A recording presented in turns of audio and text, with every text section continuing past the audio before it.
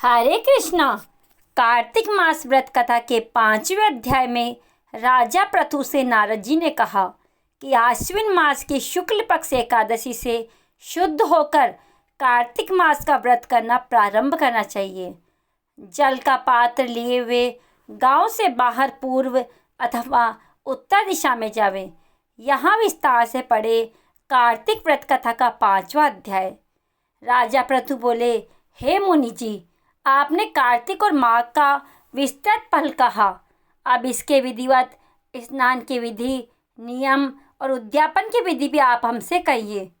नारद जी ने कहा कि आप विष्णु भगवान के अंश से उत्पन्न हुए हैं, अतएव ये बात आपको मालूम ही है। तथापि मैं यथोचित विधान आपसे कहता हूँ, उसे सावधान मन से सुनिए। आश्विन मास की शुक्ल पक्ष एकादशी से शुद्ध होकर कार्तिक मास का व्रत करना प्रारंभ करना चाहिए।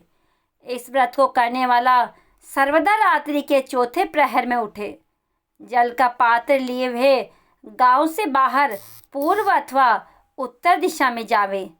हमेशा दिन में अथवा शाम काल को कान पर जनेऊ चढ़ाकर, पृथ्वी पर तृण को बिछाकर, सिर को कपड़े से ढककर, फिर मुंह को यत्न पूर्वक बंद कर थूक तथा श्वास को रोककर मूत्र का त्याग करें। रात्रि के समय में दक्षिण मुख बैठकर मलमूत्र का त्याग करें। अपने मृतिका और जल से सावधानी से धोकर दुर्गंध को नष्ट करें, तब शौच क्रिया पूर्ण करें। ब्रह्मचार्य को दूनी, वानप्रस्थ को तिगनी और सन्यासियों को चौगुनी अधिक शुद्धि करनी चाहिए। जो शुद्धि की विधि दिन में कही गई है, उससे आधी शुद्धि रात में होनी चाहिए। इससे भी आंधी आतुर और इससे भी आधी विधि यात्री को करनी चाहिए। शौच कर्म से रहित मनुष्य की समस्त क्रियाएं निष्फल होती है। जो मनुष्य मुख शुद्धि नहीं करता, उसके सब मंत्र निष्फल हो जाते हैं। अतः दांत और जीभ को बलपूर्वक स्वच्छ करना चाहिए। हे वनस्पति, तू आयु, बल, कीर्ति, तेज, प्रभा, पशु, संपत्ति, ब्रह्मा, ज्ञान, बुद्धि, विद्या हमको दे। यह मंत्र पढ़कर दातुन वृक्ष से ग्रहण करे। यह मंत्र कहकर दूध वाले वृक्ष से 12 अंगुल दातुन लेकर करे तथा श्राद्ध और व्रत के दिन न करे। प्रतिपदा, अमावस्या, नवमी, छठ, रविवार, चंद्र तथा सूर्य के ग्रहण में दंत धावन कदापि न करना चाहिए। कंटीले पेड़, कपास, पीपल, रेड और निर्गंध वृक्षों की दातुन नहीं करे।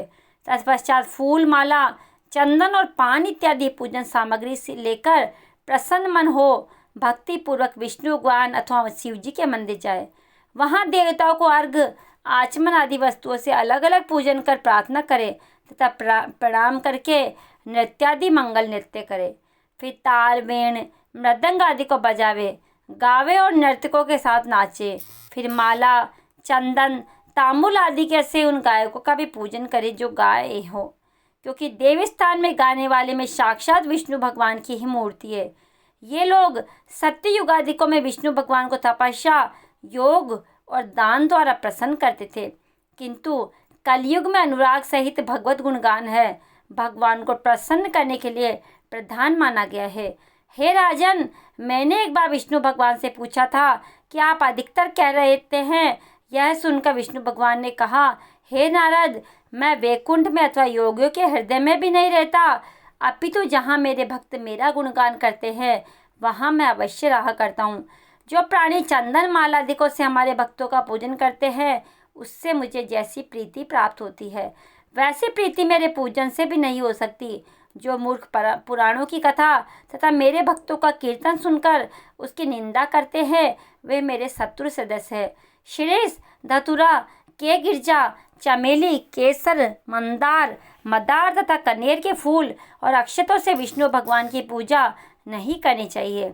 अड़हल, कंद, शीरीष, जूही, मालती, केवड़ा के पुष्पों से शिव जी का पूजन नहीं करनी चाहिए।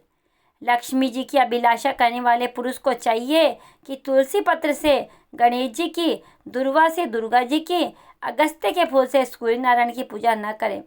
जिन देवता के लिए पूजा में जो फूल निर्दिष्ट है, उन्हीं से उनका पूजन करें। इस प्रकार पूजन समाप्ति के पश्चात देवादिदेव भगवान से क्षमा याचना करें। हे सुरेश्वर, हे देव, मेरे पास ना मंत्र है और न क्रिया। भक्ति से भी मैं हीन हूँ। जो कुछ भी आपकी पूजा मैंने की है, आप हमारी उस पूजा को पूर्ण करें। इतने करने के बाद परिक्रमा करके दंडवत प्रणाम कर पुनः क्षमा प्रार्थना करके गायन कीर्तन आदि करना चाहिए।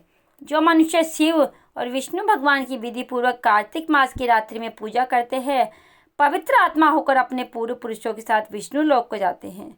यह था आज का 5वां अध्याय। आप सभी को वीडियो कैसा लगा? वीडियो पसंद आया हो तो वीडियो को लाइक, चैनल को सब्सक्राइब करना ना भूलें।